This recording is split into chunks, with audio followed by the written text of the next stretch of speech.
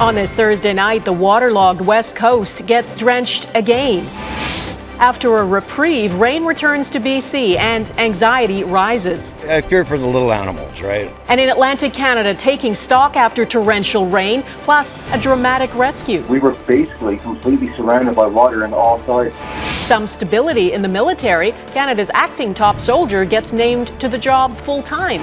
The Conservatives' price tag for this campaign studio. Do you think that was money well spent? How much it cost the party, plus what the Tories bought with taxpayer money. And getting back to the Beatles. I say go, go, go. What a new documentary series about the Fab Four reveals. Global National with Donna Friesen.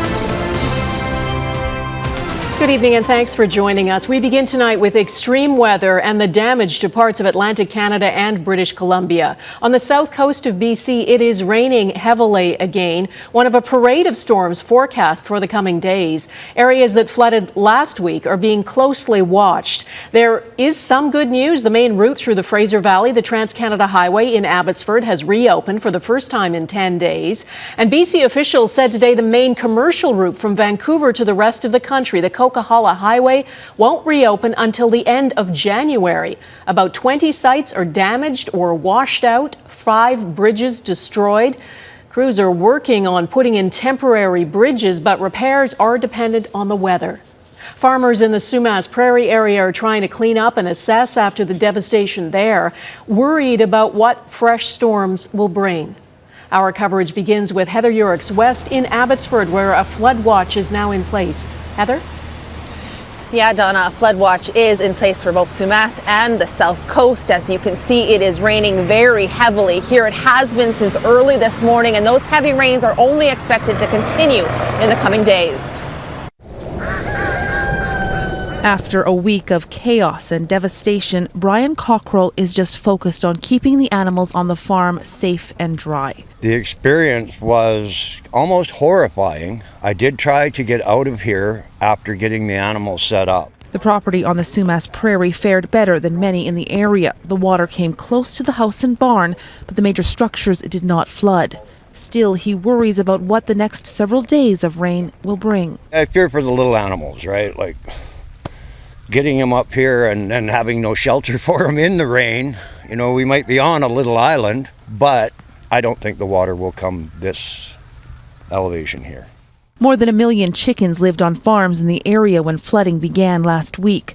At least 100,000 are believed to have died, along with around 500 cows. Down the road, volunteers have been working long hours to clean up from last week's flood. Hopeful the progress made so far won't be undone if waters rise a second time. We're hoping there's not as many millimeters as they're saying, but we're just going to keep cleaning and keep repairing, and we'll see what God has in store. But as volunteers work to clean up this church here, all of their neighboring properties remain underwater. And with so much rain in the forecast in the coming days, it's not clear when things will dry up enough for people here to come back.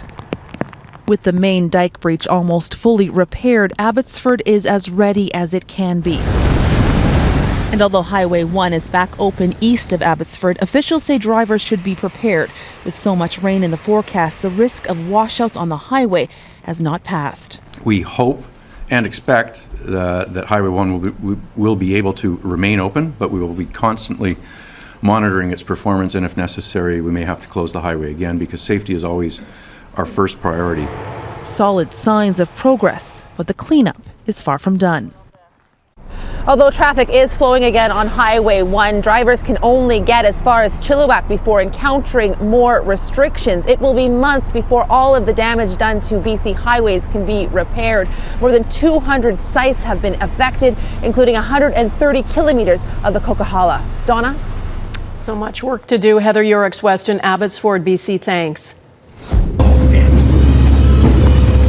The same storm system pummeled BC's north coast last night. Cleanup efforts are underway in Prince Rupert, a 17-hour drive northwest of Vancouver. Strong winds knocked down power lines, sent debris flying, and caused a container ship to run aground. The vessel has since been refloated, and reports indicate there's no significant damage. And across the country in eastern Nova Scotia and southwestern Newfoundland, cleanup efforts are also underway tonight after the torrential rainfall there. The damage is still being assessed and it is extensive. Roads, bridges and culverts are washed out and communities cut off. Ross Lord has the story, plus details of a remarkable rescue. Since they moved into a yurt by the river 3 years ago, Melissa and Chris Battist and their dog have encountered plenty of bad weather, comfortably removed when the brook overflows. Not this time. It was just startling to see how fast the water came up in a matter of minutes. So we were basically completely surrounded by water on all sides. The RCMP came to the rescue, organizing a helicopter airlift. They spent 12 hours or so trying to get helicopters to us. All's well that ends well for all 3 evacuees. Elsewhere, the focus is on rebuilding. In Cape Breton, Nova Scotia, the storm destroyed sections of the Cabot Trail. With some residents cut off from emergency health care, fixing this mess is crucial. It's getting the roads repaired and reopened to get access to the vital services and vital links. Back in Newfoundland, the man who drove his truck over the Trans-Canada Highway as it was crumbling away is still a bit bewildered. Still kind of trying to figure out how I made it to the other side, I guess. Before I even had a chance to slow down or anything, I was already kind of into it. And next thing I know, the airbags were going off. And that's when I kind of bounced back out of the hole and landed on the other side. Returning shattered roadways to normal will take days or weeks. For some people, restoring peace of mind could take much longer. Ross Lord, Global News, Halifax. There's a little more certainty about the leadership of the Canadian military. General Wayne Eyre is no longer acting Chief of the Defence Staff. He's been given the job full-time. Mercedes Stephenson is with me from Ottawa. Mercedes, was the announcement from the Prime Minister's office a surprise to anyone? Donna, it was certainly a long time in coming, but it was perhaps the least surprising Chief of the Defence Staff announcement we have ever seen. He has been, of course, in the role for many months now, ever since Admiral Art McDonald had to step aside under allegations of sexual misconduct. He's been in this job. And we saw signals a few weeks ago when he was promoted to full general that this was likely going to be his fate. Wayne Eyre is someone who's very highly regarded inside the Canadian Armed Forces. Some call him the warrior monk because he's so focused on security issues and understanding them, and really an intellectual and academic person. He's perceived as being very bright and ethical, but we have seen him struggle at times with managing the turmoil in the Canadian Armed Forces. However, a lot of the survivors who I've spoken to in survivors groups do believe he's trying to take it seriously. It appears the government wanted to wait until they had a new Minister of National Defence in place before they made the announcement, and of course, General Eyre's priority will be reforming the culture in the military at this time. And Mercedes, what about Admiral Art McDonald, who had the top job a while ago, then stepped aside because of allegations, tried to get his job back? What happens to him now? Well, you remember that letter he wrote, which was quite shocking to the general and flag officers of the Canadian Armed Forces, arguing that he should be the CDS. The government had to do something about this. Today, Minister Anand says that Art McDonald remains on leave and he retains his rank, but he has lost the confidence of the government and is no longer the Chief of the Defence Staff. This is what she had to say about the letter that he penned. The letter that Admiral McDonald wrote was shocking. It was unacceptable, and I look forward to working with Wayne Eyre in that position. It will be up to the Canadian Armed Forces to decide what happens next, whether Admiral McDonald retires or what his future is. We're waiting still to hear back from his lawyers on that, but that's the latest that we have, Donna. Okay, Mercedes Stephenson in Ottawa, thanks.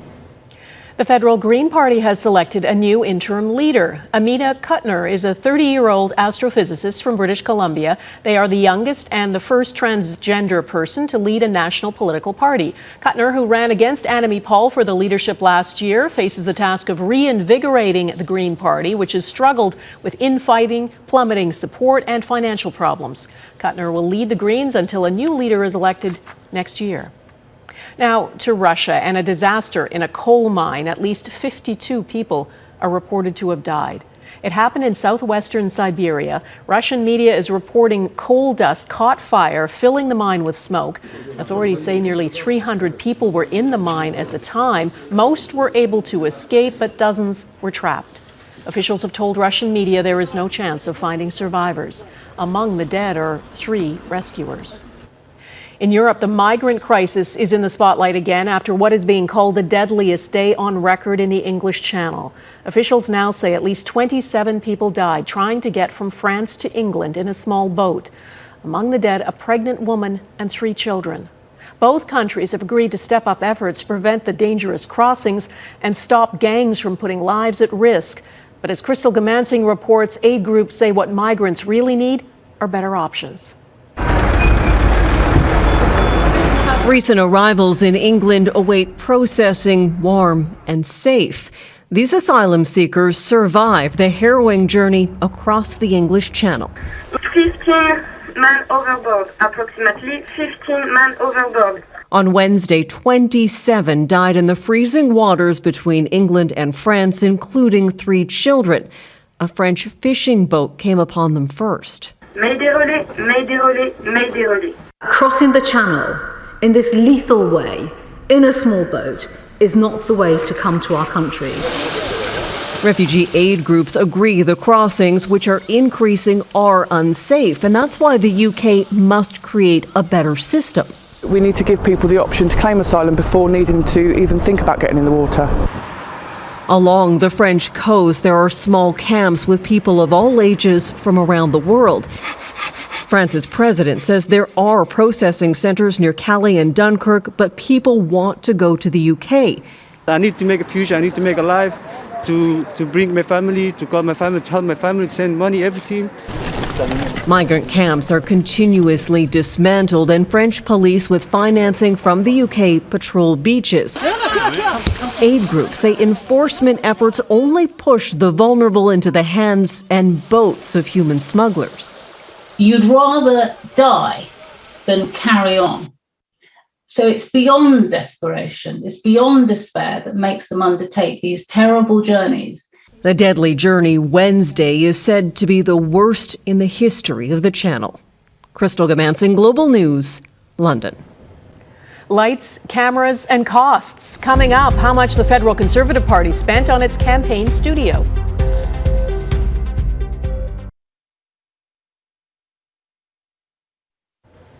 There are some questions tonight about the cost of a broadcast studio built for the Federal Conservative Party campaign earlier this year. Pandemic restrictions were still in place, and leader Erin O'Toole used it to reach Canadians virtually. Until now, Conservative Party members didn't know how much it cost. Mike LeCouture reports. It was a slick, state-of-the-art studio built for Erin O'Toole to beam his message directly to Canadians just before and during the last election. Multiple sources have told Global News the high-tech operation cost $1 million. When asked about it, O'Toole was unapologetic. We knew that Justin Trudeau would use the pandemic for his political favor, and the studio was a way that we could connect with hundreds of thousands of people, and we continue to use it through our party resources during the election. Set up in a downtown Ottawa hotel, the studio was used to hold press conferences, film fundraising videos, and to hold teletown halls, instead of heading out to more conventional election rallies. You do what you have to do in order to reach Canadians and talk to Canadians, so you have to spend money to do that. If we would have been a full pandemic election, where would he have gone? Some members of the Conservative caucus still have questions about the strategy and the expense. Do you think it was money well spent? Well, I think there should be a round accounting on. Part of that accounting includes $74,000 taxpayer dollars spent by the office of the Leader of the Opposition around the time the studio was being set up in early 2021. The expense was for video communication and broadcast equipment, which the party says was not used for partisan purposes. Yes, I can assure Canadians that no money was used, public money, in the election cycle. All this comes as the internal review of the election loss continues and questions about O'Toole's leadership remain. I think the nature of the questioning will be more dangerous to Mr. O'Toole because these are loaded questions now being lobbed over at him, principally, I suspect, by people who don't want him to see him continue to lead the party. Tim Powers added the expenses likely wouldn't be questioned had the studio helped deliver a Conservative win. Mike LeCouture, Global News, Ottawa. Silencing voices ahead, the Taliban targets Afghanistan's free press.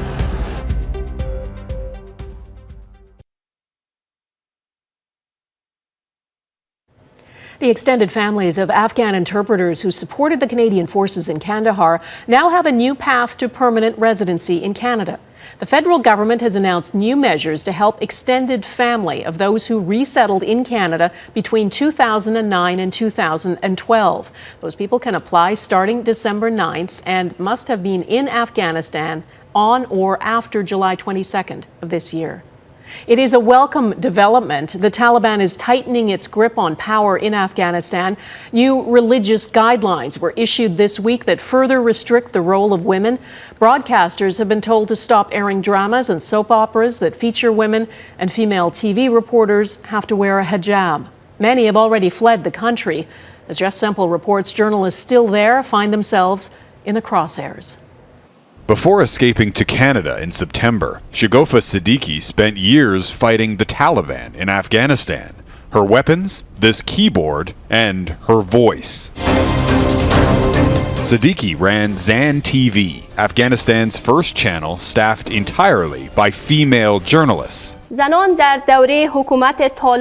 fearless reporter regularly received threats. One of her news anchor colleagues was recently killed by a car bomb. Even before the Taliban, Afghan journalists faced many risks, especially females, she says.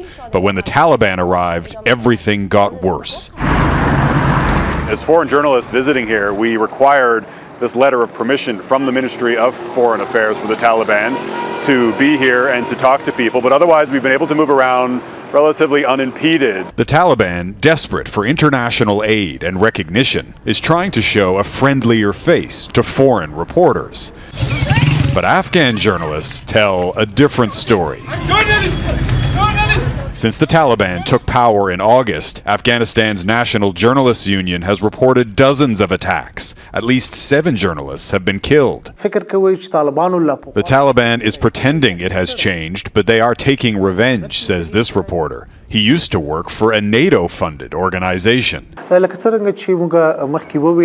job was to produce stories to show Afghans the Canadian military was good, that they were here to fight for the people and against the Taliban terrorists. We met him in Kabul, where he'd spent months in hiding. But last week, he escaped the country, thanks to help from a Canadian organization called Journalists for Human Rights. The situation's pretty dire. The Toronto-based group compiled a list of 450 Afghan journalists whom it says meet Canada's criteria to come as refugees.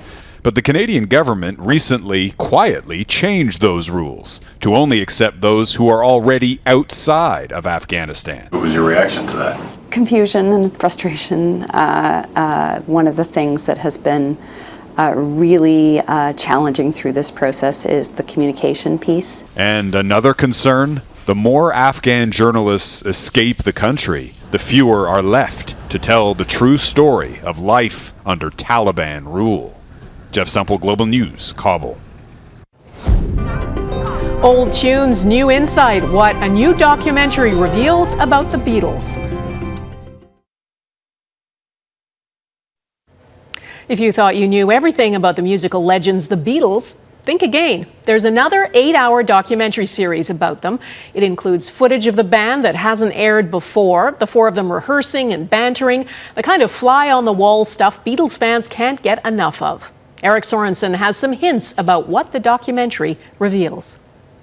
They were a momentous phenomenon in modern culture. The Beatles!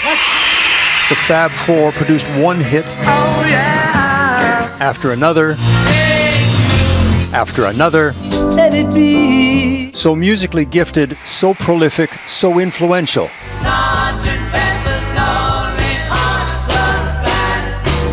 It's hard to believe the Beatles era lasted little more than 6 years. Now we're going to take the Beatles, I'll be quiet.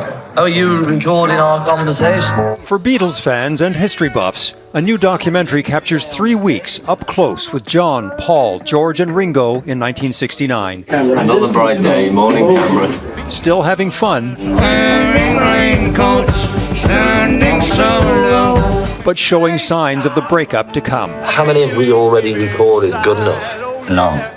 And it's really, it's great stuff. Director Peter Jackson had 56 hours of raw film thanks to Michael Lindsay Hogg's Let It Be documentary 50 years ago. The documentary is just grinding to a halt. Grinding to a halt, I think it's taking off. Here we go. Most remarkable is getting to see and hear musical genius at work. What could it be, Paul? Something in the way she moves. What attracted me at all? Just say whatever comes in your head each time. Attracts me like a cauliflower until you get the word. Which became, of course, attracts me like no other lover. These are songs that we know so well, but back when this film was being shot, these songs were still in their embryonic stage, and we get to watch them all come together. The film has new insights. Yoko Ono, it seems, was not the cause of discontent. In fact, at that time, George was the one ready to walk out. I think we should forget the whole idea of this show. So, before they went their separate ways, there were still songs to create. Get back, George! Unguarded moments and creative tensions abound in the film, but when the Beatles collaborate, it is spellbinding. Eric Sorensen, Global News, Toronto. And that is Global National for this Thursday. I'm Donna Friesen. It is Thanksgiving Day in the United States, and to honor our neighbors, we leave you with a New York holiday tradition. The Macy's Thanksgiving Day Parade was back in full helium force today for the 95th year. The giant balloons and the big crowds took to the streets of Manhattan. It began back in 1924. A few new balloons have been added since then, and it's rarely been canceled. Thanks for watching. Jeff Semple will be at the anchor desk tomorrow, and I'll see you on Saturday for the new reality. Take care of yourselves. Bye-bye.